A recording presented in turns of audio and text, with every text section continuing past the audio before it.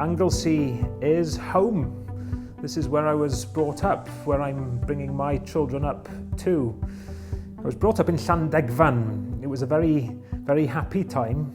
I went away to work for a number of years, working for the BBC in London and in Cardiff, but I always wanted to come home, and that's what I did a little over 10 years ago now. I think the fact that my wife Llynos is from Anglesey too somehow deepens the roots on the island, and whether it's through coaching in the junior section at Llangefni Rugby Club or serving the island in the National Assembly for Wales, I enjoy doing what I can for this island.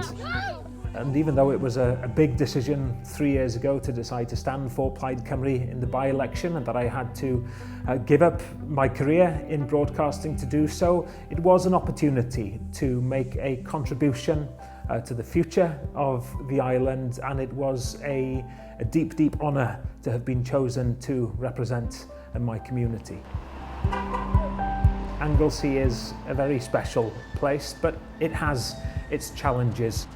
Anglesey needs somebody who is willing to raise a voice to look after the interests of the island, and I hope that I've shown that I'm never shy of fighting for the people of Anglesey.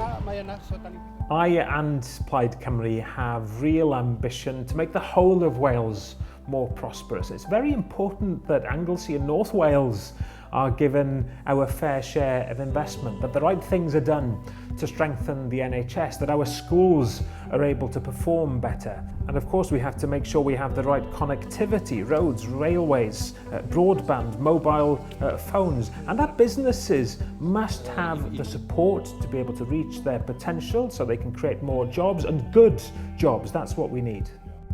I won't get everything right, I'm sure, but I will promise to do everything I can, always, to help get the very best for Anglesey.